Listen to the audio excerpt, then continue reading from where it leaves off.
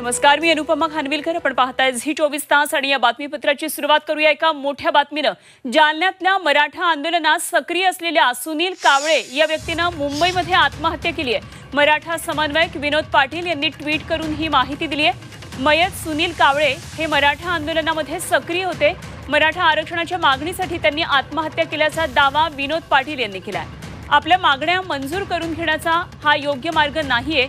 खचून जाऊ नका, लढाई अर्ध्यावर टाकून जाऊ नका असं आवाहन यावर विनोद पाटील यांनी मराठा समाजाला केलंय. तर विनोद पाटील यांनी ट्विट केलेलं आहे. विनोद पाटील यांनी ट्विट करत काय म्हटलं आपण एकदा पाहूया.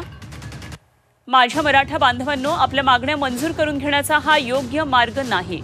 काळाच्या छाताडावर बसून अनेक संग्राम आपल्या लढवय्या जातीनं इतिहासात जिंकलेत. खचून जाऊ नका, लढाई अर्ध्यावर टाकून तर जाऊच नका. सरकारला विनंती आहे की यापुढे हा विषय अधिक गंभीर होत जाणार आहे. मराठा आरक्षण हा विषय आमच्या जगण्याशी संबंधित आहे, हे आता तरी मान्य करा.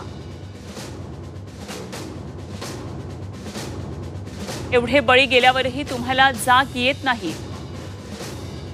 यापेक्षा मराठा युवकांच्या आत्महत्या होऊ नयेत यासाठी सरकारनं तात्काळ पाऊल उचलावं, नाहीतर उद्रेक अटळ आहे. हुतात्मा सुनील बाबूराव कावळेंना भावपूर्ण श्रद्धांजली. विनोद पाटील यांनी ट्विट करून ही प्रतिक्रिया दिली आहे. मराठा आंदोलकानं आत्महत्या केली आहे. जालन्यातल्या मराठा आंदोलनात सुनील कावळे हे सक्रिय होते असं विनोद पाटील यांनी म्हटलंय. आमचे प्रतिनिधी विशाल करोळे सध्या आपल्याबरोबर आहेत. आणखी सविस्तर माहिती देण्यासाठी विशाल, अत्यंत धक्कादायक आहे. मराठा आंदोलनामध्ये आता एका आंदोलनकर्त्यांनी आत्महत्या केलेली आहे आणि विनोद पाटील यांनी हा दावा केलाय की मराठा आंदोलनामध्ये सक्रिय होते सुनील कावळे. काय नेमके आता पुढचे तपशील येतात? सुनील कावळे जालना जिल्ह्याच्या अंबड तालुक्यातील चिकनगाव इथे राहणार होते आणि काल सायंकाळी ते त्यांच्या घरून निघाले. मी कामाला चाललोय असं म्हणून ते गेले आणि आज पहाटे वांद्रे येथे रेल्वे स्थानकाजवळ त्यांनी गळफास घेतल्याची प्राथमिक माहिती मिळते आहे. खरं तर मराठा आरक्षणासाठी कुणीही आत्महत्या करू नये अशा पद्धतीचं आवाहन आता मराठा आंदोलकांनी केलेलं आहे. विनोद पाटील सुद्धा आपल्या सोबत आहे, त्यांच्याशी आपण बोलण्याचा प्रयत्न करूया. मराठा आरक्षणासाठी एका तरुणानं आत्महत्या केली आहे. मराठा आरक्षणाच्या आंदोलनामध्ये तो सक्रिय कार्यकर्ता होता असं सांगितलं जात आहे. विनोद पाटील आपल्यासोबत आहे, त्यांनीच खरं तर ही सगळी ट्विट करून माहिती दिली. सर, काय याबाबत तुमची माहिती आणि काय तुमचं म्हणणं आहे याबाबत? हे बघा, एक नैराश्याचं वातावरण माझ्या समाजामध्ये आहे. 48 पेक्षा अधिक तरुणांनी अगोदर बलिदान दिलं. आज पुन्हा एक आत्महत्या आमची होती. माझी हात जोडून नम्र विनंती या समाजातील सर्व तरुणांना, माझ्या माता भगिनींना राहील. ही आरक्षणाची लढाई उद्याच्या तुमच्या माझ्या भविष्यासाठी आहे. एक एक प्राण महत्वाचा आहे. असं बलिदान देऊ नका, याचा काही उपयोग होणार नाही. तसंच माझ्या सगट सर्व प्रमुख कार्यकर्त्यांची जबाबदारी देखील आहे की आपण तरुणांमध्ये संयम राहील अशा पद्धतीनेच कार्य केलं पाहिजे. अशा पद्धतीने तरुणांना विश्वास दिला पाहिजे. तसंच या क्रूर राज्य सरकारला माझी विनंती आहे, आव्हान आहे, आता तरी तुम्ही समोर या. हो लावू नका, नाहीला नाही सांगू नका. आमच्यात वाद होतील याची वाट बघू नका. पुढं या, स्पष्टपणे सांगा की होय, आम्ही अशा पद्धतीने आरक्षण देणार आहोत. हा आमचा टाइम टेबल आहे, ही आमची नीती आहे आणि विश्वास द्या, ही तुमची जबाबदारी आहे. जर राज्य सरकार अजूनही गंभीर नसेल तर याचे परिणाम तीव्र होतील. पुन्हा एकदा मी सर्व समाजाला विनंती करतो, आत्महत्या हा पर्याय नाही. मागच्या काळामध्ये ज्या तरुणांनी आत्महत्या केली त्यांच्या कुटुंबाकडे जाऊन तरुणांनी जर बघितलं, आजही माझी माय माऊली ही वाऱ्यावर सोडल्या गेलेली आहे. त्यांच्या कुटुंबाकडे कोणी लक्ष देत नाही आणि या सरकारला आत्महत्येने फरक पडत नाही. हा इतिहास आहे. एक एक प्राण महत्वाचा आहे. रस्त्यावरची लढाई आपण जिंकू, न्यायालयातली लढाई देखील आपण जिंकू.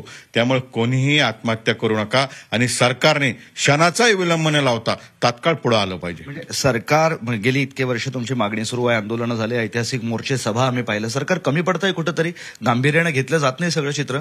आजपर्यंतचा इतिहास आपण बघितला की 3 वेळेस, ज्यावेळेस स्पष्ट बोलायचं तर पेटवा पेटवी झाली, कायदा सुव्यवस्थेचा प्रश्न निर्माण झाला, मोठ्या संख्येने आम्ही गॅदर झालो, त्यावेळेस राज्य सरकार पुढे येते.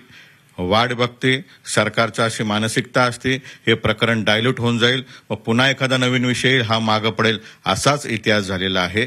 जर सरकार गंभीर असतं तर मागच्या काळामध्ये उद्धव ठाकरे साहेब मुख्यमंत्री असताना आरक्षण रद्द झालेलं आहे.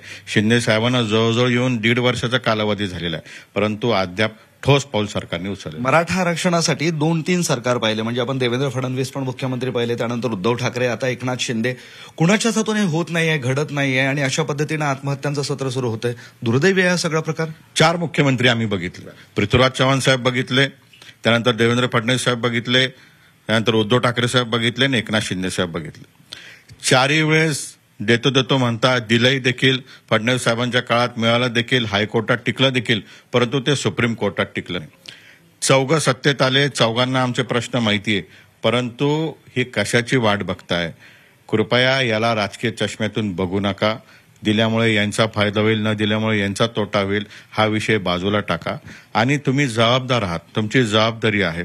तुम्हाला देखील उद्या निवडणुका लढवायच्या आहे. या तरुणांचा, मायमाऊलींचा आशीर्वाद तुम्हाला मिळेल, त्यामुळे पुढे या आणि पुन्हा एकदा जबाबदारी सांगतो, ठोस कार्यक्रम, टिकणारं आरक्षण याबाबत वक्तव्य करा. एखादं शिष्टमंडळ जातं, एखाद्या नेत्याला आम्ही विचारतो, हो आम्ही गंभीर आहोत, आम्ही देणार आहोत, ही भाषा बंद करा. एक प्राण महत्वाचा आहे आणि आज पुन्हा एकदा बलिदानाची सुरुवात झालेली आहे. हे सर्व थांबलं पाहिजे, सरकारने याची जबाबदारी घेतली पाहिजे. लाखो तरुण आणि सगळे मराठा बांधव. तर टिकणारं आरक्षण द्या आणि सरकारनं या सर्वाची जबाबदारी घेतली पाहिजे, असं आता विनोद पाटील यांनी मागणी केली. एका मराठा आंदोलकांना आत्महत्या केली असा दावा विनोद पाटील यांनी केला आहे.